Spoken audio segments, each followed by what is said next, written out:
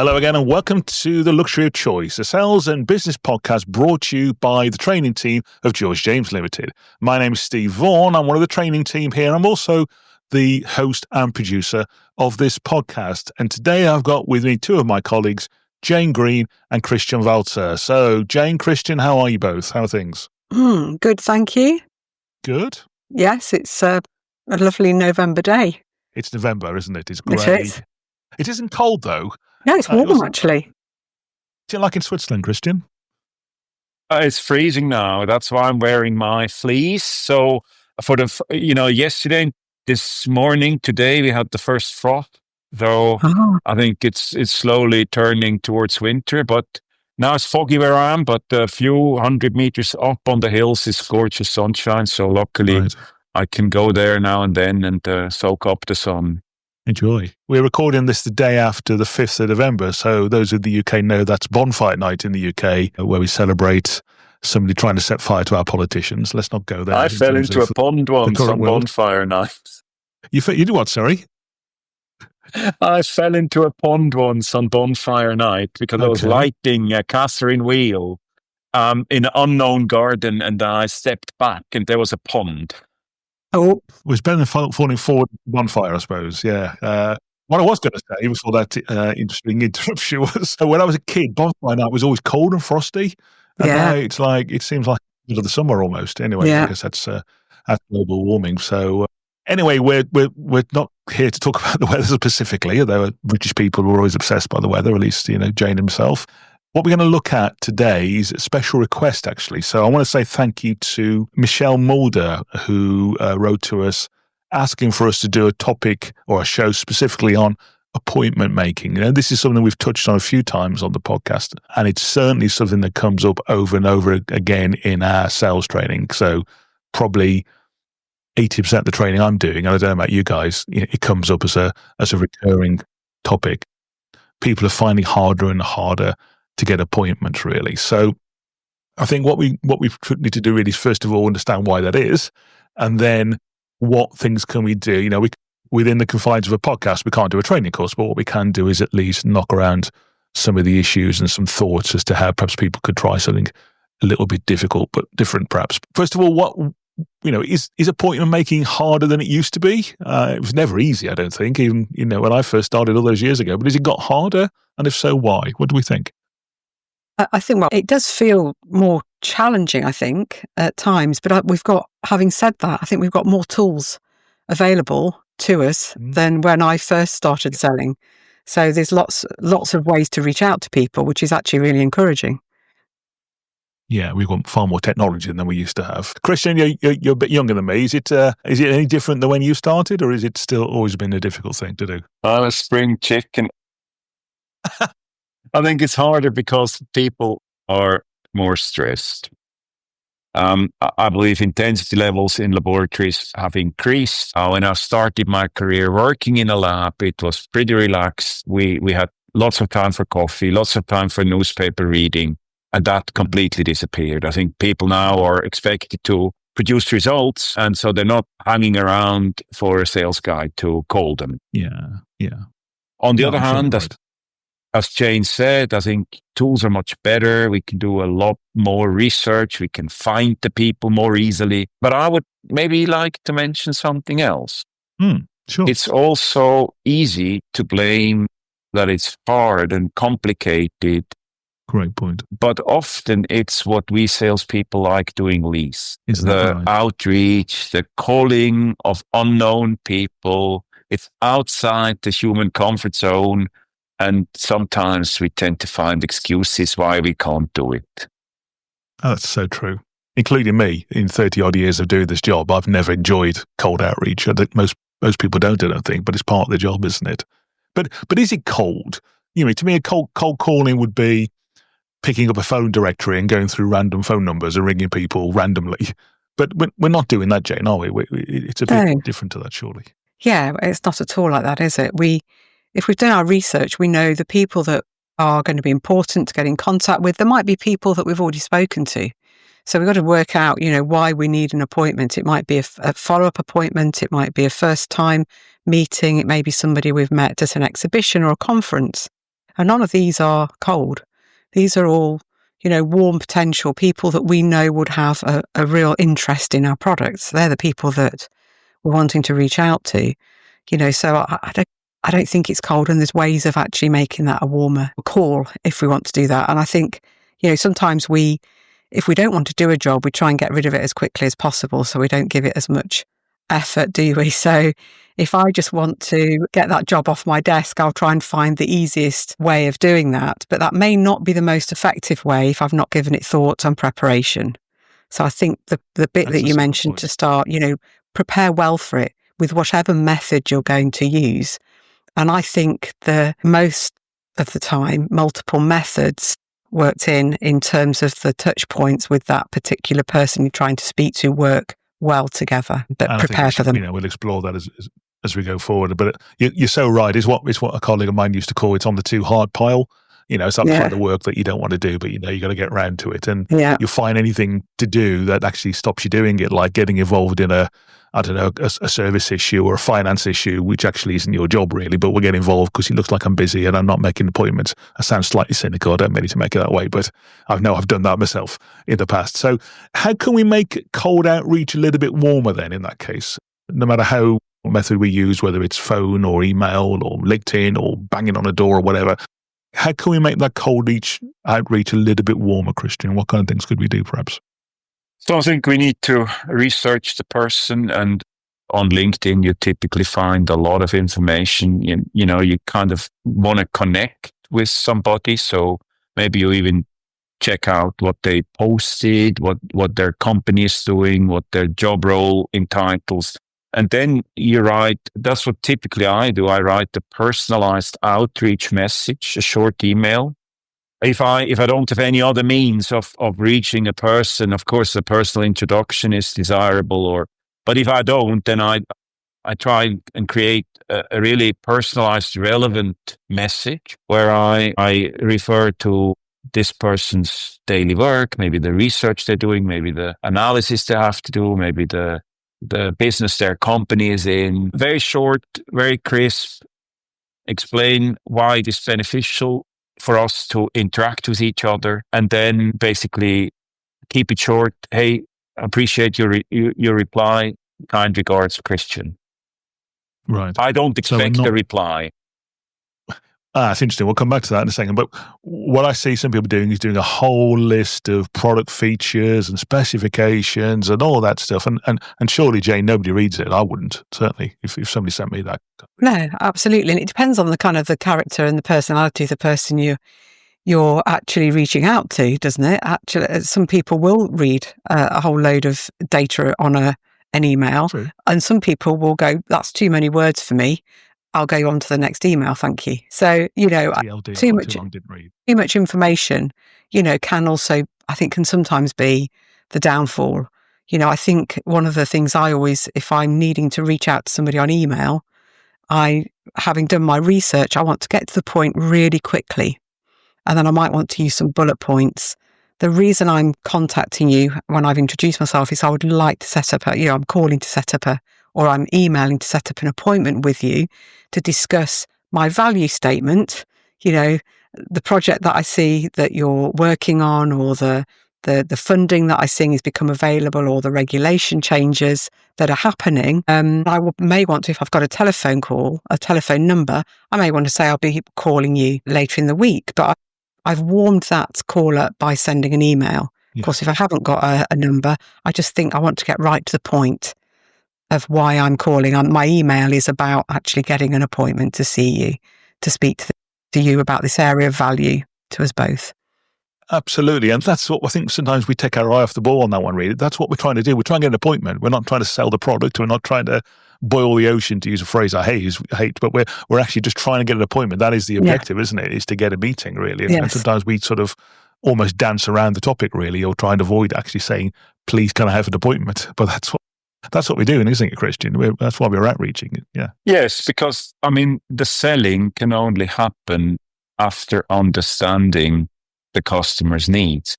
Absolutely. But in the outreach, we need to attract enough attention to create a desire for the customer to meet with us and to interact with us, be that online in a Teams call or be that face to face. I said before, I don't necessarily expect a reply. Yeah, come back to that. And I think, maybe I elaborate. Of course, in an ideal world, people reply to emails, but unfortunately, emails keep popping in your inbox and they go down the list until you eventually don't see them anymore. And I think that happens to all of us with the best will in the world. There will be emails we don't answer. Or you even think, oh, that's interesting. I should reply. Will reply. And then you forget it because something else has happened and you're not bored. And so people don't necessarily reply to our messages. That doesn't mean they're not interested. And if we then manage to reach them, sometimes they will even apologize and say, hey, yeah, I read your email, but sorry, I didn't reply. It was just too hectic. And that's a perfect introduction to a phone call. Sure. So what about the issue that I hear often now when, Jane and I, we were both at a trade show last week and talking to people. And the one I hear often is that customers haven't got phones anymore. People don't have phones, or if they do have phones, you can't get their phone number anymore. Is that the case? And if so, what can we do about it, I suppose, really? Well, absolutely. Everybody on this planet has got one or two phones. I have two sitting on my desk right now. But in terms of available phones, it can be difficult to get telephone numbers, but it's not impossible. And I think sometimes we don't ask for them. We are very quick to capture emails. I think of exhibitions. So I was recently doing some training some exhibitions and just talking about what do you capture on the stand, when customers come on, and it's like their name and their department and their email address. It's like, well, have we actually thought of actually capturing, a telephone number? Wow. Is that something that we should just... No. And so, it's just that point of capture.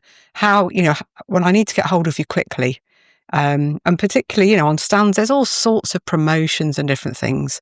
There's a real opportunity at a conference or an exhibition, and most people have got their phones out anyway. And it depends whether they would be prepared to use those. If they've got them, they might be somewhere in the lab or on the bench or in their office. There's likely to be a phone around. And I think sometimes we just stop and we just daren't ask, or we forget to ask. But I think, that there are ways of capturing. I did a chat GPT. Some people will hate that. Helping somebody the other day. Other AI programs are available, dear listeners. Yes, I know. Sorry. It's the one I've gone to. And I was very surprised just putting some details in on a particular area. Sometimes it won't give names. It gave me names, emails, and a few telephone numbers. I'm like, woof. Okay, those telephone numbers are in, the open domain. So they can be available. We have to try and find them, We have to try a bit harder, yeah. Yeah, try a bit harder to find them. I think, they are there. I think the challenge, email is great as a tool. I think to work with email, LinkedIn, or a social platform, and a telephone is a brilliant way. When I first started selling years ago, I didn't have those available to me easily, and actually people that I used to knock on doors and I used to send an email out and people used to reply because they didn't used to have so many emails in their list. But the challenge I've got, if we send out, a quick email to get it off our desk, that we're trying to, speak to somebody, what we've created as well is possibly a bit of an admin job for them. Because one, we need to make sure it's delivered. Right. Two, we want to make sure it gets open, that they've actually got to read it. And like you say, sometimes it's just the fact that they're so busy, they may have seen it, but they just haven't got capacity to deal with that now. So I think that's why a telephone number, if we can get it, is really important. What's your thoughts on this, Christian? Yeah. Yes, we should do our very best to get telephone numbers. If we have the chance to interact with a person rather than just scan their exhibition badge, we could actually exchange business cards. Surprisingly powerful. If you hand your business card, you get the business card, and on that business card, often there's a phone number. So I think there's a case for a certain old-fashionedness. Then, of course, there are much more modern tools such as Lucia or Apollo or Email Hunter or Yes. other online tools that give you phone numbers. Yes. Granted, they're not always direct phone numbers. They're not always mobile phone numbers, but they're better than nothing, typically. So we can do that. We can ask mutual acquaintances. Maybe we have a sponsor within a company, a friend who used to go to university with us, and we can say, hey, I'm trying to reach this person. I don't have a phone number. Could you help me? Perhaps they will. And we can ask at reception. It pays off to be friendly to the people at reception. Absolutely. Yeah. And I think when the training courses that we run, what I think sometimes people struggle to understand or struggle to get their heads around is when we're trying to get an appointment, it's not about us, it's about them. We want to get an appointment because we want to get the meeting. Often we've got targets to get appointments and visits and things like that as well. So when we make our outreach, whether it's on phone call, an email, LinkedIn or whatever, it's can I get an appointment? We've got this great new product, instead of, I believe I've got something that can really help you, Mr. Customer, do your job quicker, faster, cheaper, more efficient, higher throughput, whatever the benefit is. Oh, and by the way, I did something very similar with another company in a similar environment to you only last week. We've got to try and prick their interest a bit, Jane, really. Because I think once we send out the message that says appointment request, can I come and tell you how great we are? If it was me, I'd put my salesperson prevention mode up straight away. Yeah, absolutely. We've got to have something of value. We've got to have a really valid reason for wanting to use, a customer's time. And actually, the products that, most of our listeners will probably be offering are going to be of value to the customers that they're trying to reach out. That's why we've done our preparation. But also, we're generally not far away from somebody who knows somebody else. And I think I think if we looked at our networks a bit more thoroughly sometimes, I know that for myself and in the past, if I actually looked at, I could actually ask somebody on the science park over here. So I'm trying to get into somebody over here. Some of my colleagues have gone to work over there. I can give you their contact details, but I think we do need to, have that valid reason and something of value. And we don't have to be very wordy with that. The research we've done, what piques their interest, and they'll go, that's interesting. That would be worth my time seeing this person. And that's where the research is so important. That we spoke a few weeks ago about preparation, doing the research, understanding a bit about the customer's world or likely scenario, because as you say, it's a relatively small community. It's a big industry. It's a relatively small community that we work in, really. And people tend to know everybody, don't they? Tend to get to know, what other people are doing because they've moved around and they've got different jobs and so on, really. So, what other things could we do, Christian? We've got phone calls, we've got emails. What other things could we try in terms of outreach to a customer to get an appointment? Well, we can use Teams, which is actually a bit of a new thing because Teams always only allowed you to call people within your network, but that has changed to a degree. So some companies have an open system and they will allow you to call people through Teams. Personally, I feel we should use this rather sparingly. Maybe with people who we've contacted before, maybe with people who know who we are, because otherwise it's a bit in your face, it's a bit intimidating. We can also send messages through Teams. Of course. That's a little bit less in your face, a bit more, maybe more subtle. We can, of course, use LinkedIn, connect on LinkedIn, send messages on LinkedIn. I guess think it's that's an important point because we do need to be connected. If you and I aren't connected on LinkedIn, unless we've got a premium version of LinkedIn, I can't message you. So we do need to get that connection first, don't we? Yes, but I would argue that this day and age, sales guys should have a Sales Navigator license, and I'm not sponsored by LinkedIn. Just to make sure. Well, the cost is, what is it, about £80? I don't know what it is in dollars or euros, but it's about £80. I think something like that, which is in the current world is about a tank of fuel, about 400 miles worth of diesel or petrol. Where you might drive somewhere and see two customers and drive back. Hopefully not. So I think it's money well spent, but not everybody would agree on that one. But But I personally think if it's somebody that I've identified and I really would like to reach out to LinkedIn, I'd still got to make the effort to get connected with them first, even if I haven't got Sales Navigator.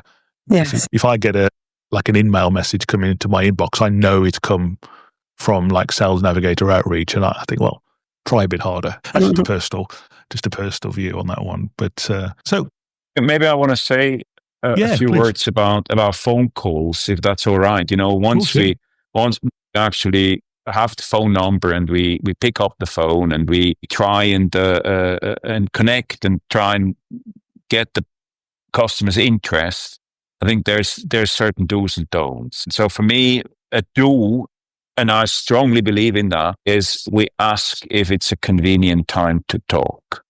Absolutely. Because you interrupt people with a phone call, you don't know what they're doing. Maybe they were in deep thought. Maybe they were writing an urgent report. Or maybe they picked the phone up in a meeting. So it's courtesy to ask, hey, is this a good time?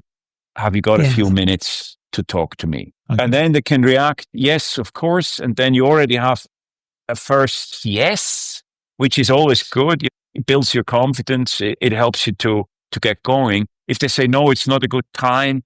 Oh, I will call back later. Would this afternoon be okay? Yes. And then he or she expects your phone call. Yeah. I love that. Although I know if our colleague Prue was here, she would say they're not in a meeting because they pick the phone up. But I'm just being slightly, because that's one of the things she always says is, if you're in a meeting, why did you pick the phone up? But anyway, but you're right. So I'm from a generation where we always pick the phone up because it could be an emergency. Okay. Good point. Yeah, good point. Yeah, yeah. One of the phrases I wrote down here in preparation for this session, it sounds a little bit sort of sales speak, but I wrote down micro commitments. And what do I mean by that? Getting those little yeses. As you said, Christian, is it okay to speak now? Yes.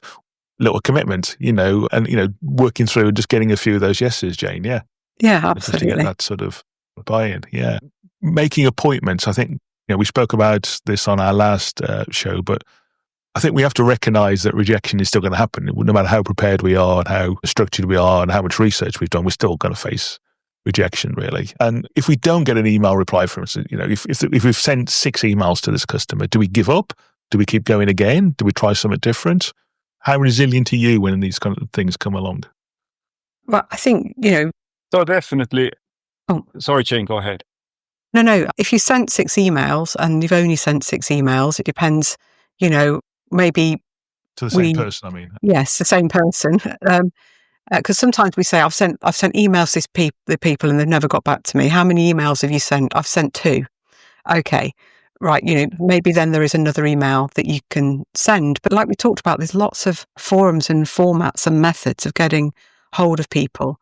If we can find somebody on LinkedIn and connect with them, I think that's sometimes a good reminder if they've seen an email but they're super busy and there's things going on, or is that email for some random way going into a spam folder?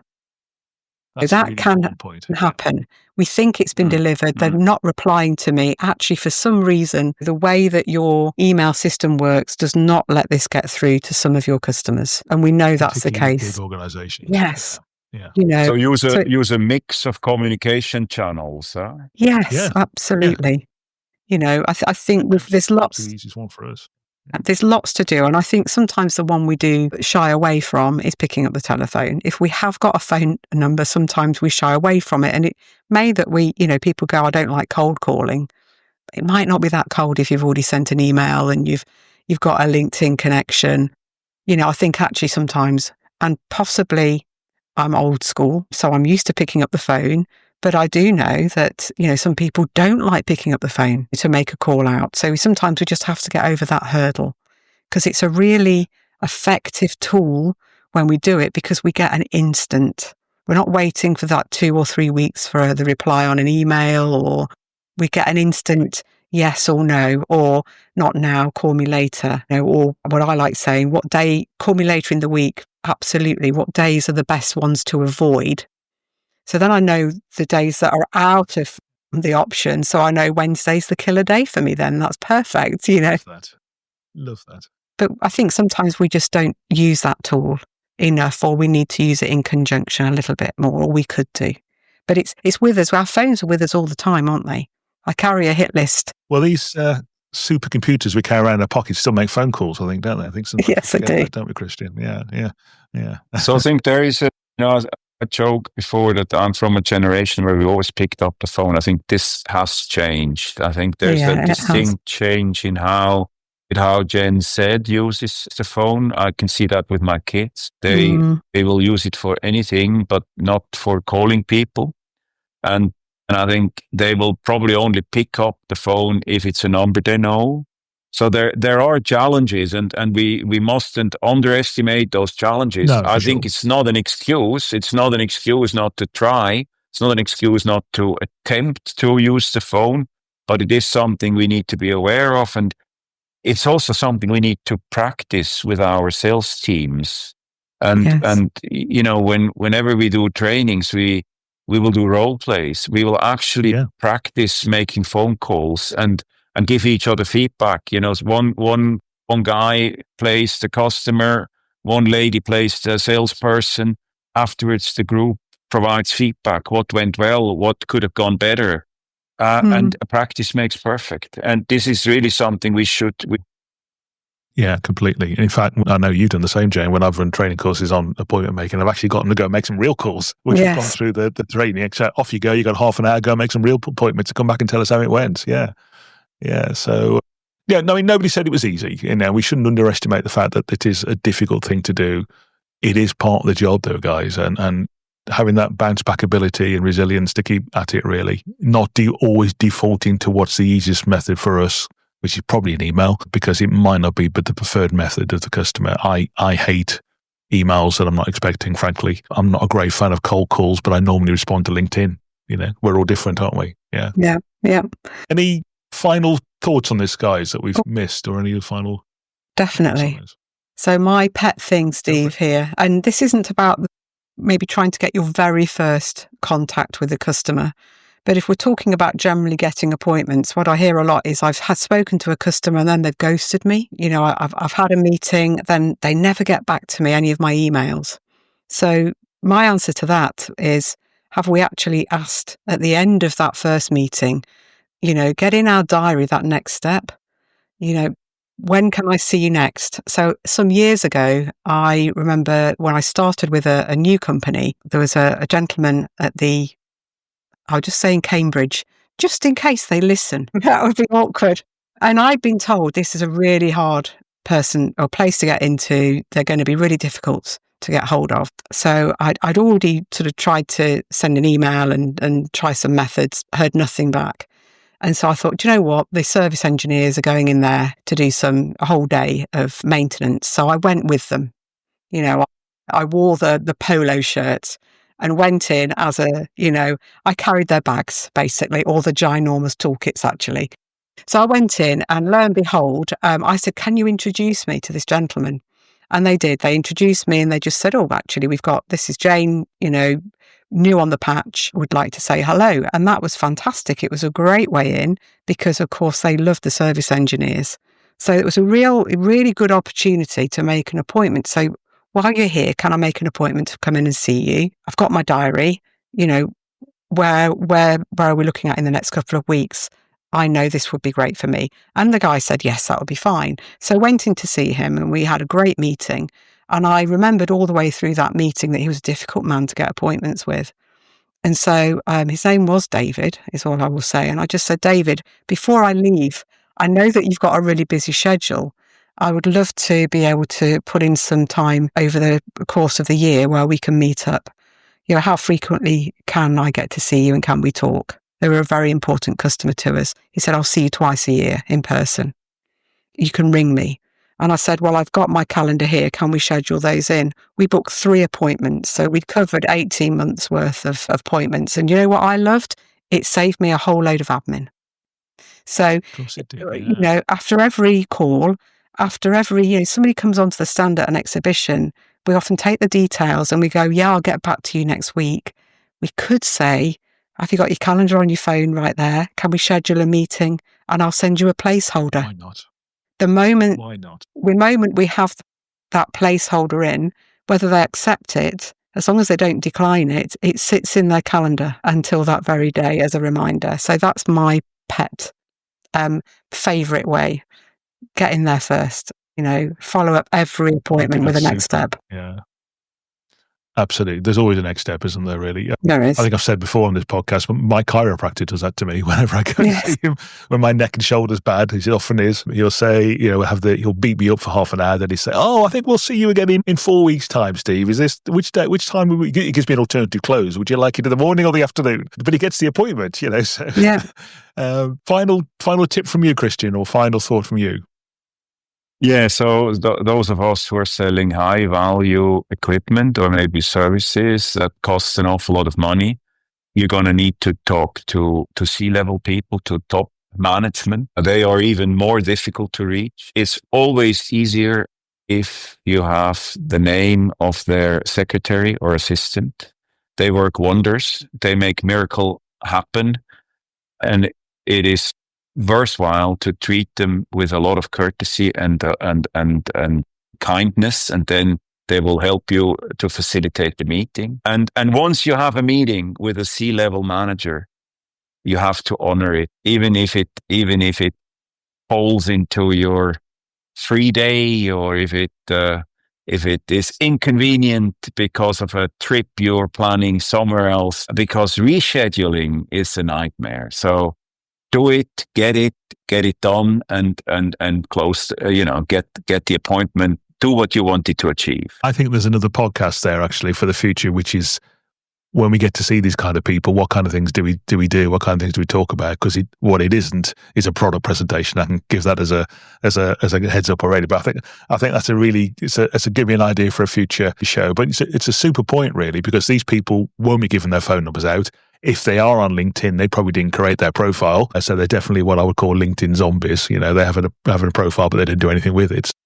So you have to find another way again to see these people. Super point. So we're all going to be face-to-face next week. So we've got our George James training team catch-up next week. So we're going to be working in a farmhouse in the Cotswolds, actually. We've got a couple of days away working on strategy, working on content for 2026 and beyond as well. So it'd be great to actually see you both face-to-face, because we record these remotely. So it'd be great to get face-to-face and catch up, and no doubt have something to eat and a glass of wine as well. So it'd be great to do that. If you've enjoyed this episode, dear listener, don't forget to give us a review on Apple and Spotify. We'd be really, really, really grateful if you did, because it does help the show get more exposure to potential other customers, and we might be able to help other people. Who knows? And again, thanks to Michelle for the suggestion for this topic. If you do have a suggestion for another topic, we would love to hear from you. You can call us, you can phone us, you can email us, you can LinkedIn message us, whichever way works for you. We would love to hear from you, and please don't be shy. It would be great to hear some more thoughts as to what else we could cover. Christian, Jane, thank you both. See you again next week. And in the meantime, happy selling. Thank you very much. Folks. Yeah, bye-bye.